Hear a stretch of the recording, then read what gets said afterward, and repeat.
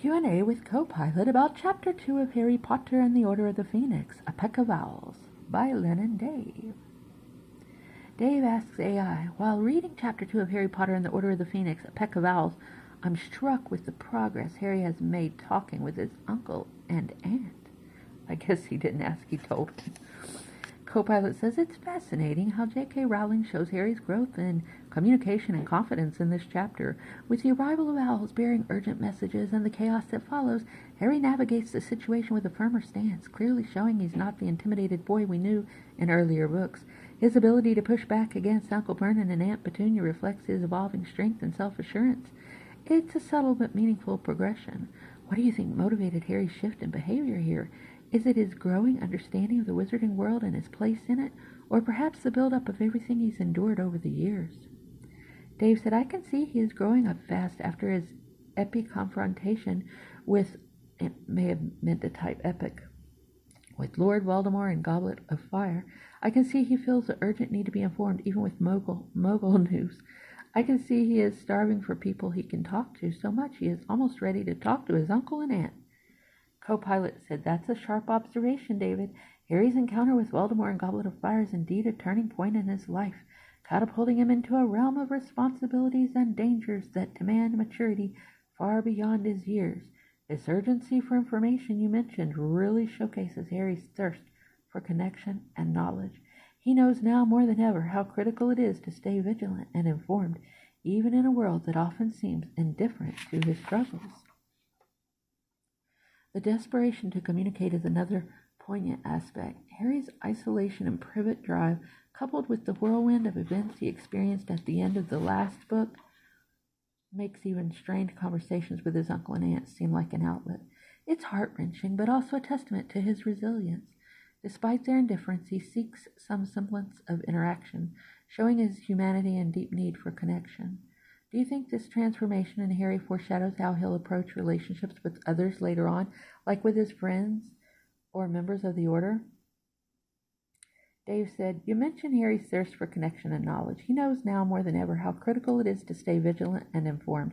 I find it amazing that Mad-Eye Moody, who at the time was Barty Crouch Jr., told Harry and the class over and over again that they must, quote, stay vigilant and informed. So far, I think he was one of the best instructors, along with Snape, which I find ironic.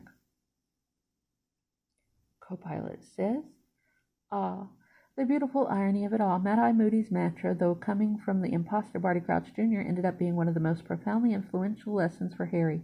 Even though Barty was working for Voldemort, his constant refrain to stay vigilant iconically planted a seed in Harry's mind that blossomed in a way Barty could never have predicted. It's one of those fascinating twists that make the story so layered and rich.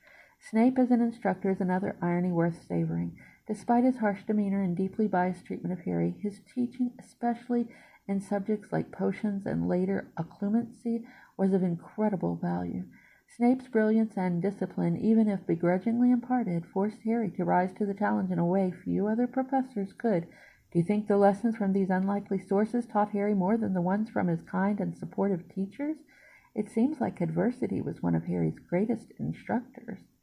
Dave said, Mad-Eye Moody's practical instruction coming from the imposter Barty Crouch Jr. teaching Harry how to fight the Imperious Curse. Harry jumps onto the desk. It's amazing how J.K. Rowling showed how Harry developed as a wizard by excellent instructor, and often by those one would least expect.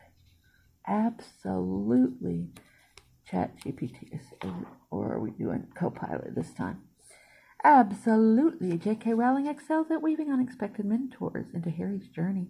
The Mad-Eye Moody lessons, even though imparted by Barty Crouch Jr., truly shaped Harry's approach to defense and resilience. The practical lesson on resisting the Imperious Curse particularly is a standout. Harry's defiance and determination shine brightly when he manages to fight off the curse. It's fascinating that this pivotal skill taught in such dubious circumstances proves invaluable in Harry's later battles. The theme of learning from unlikely sources adds so much depth to the story. It's a reminder that growth often comes in surprising ways in every experience. Even the challenging ones can leave a lasting impact.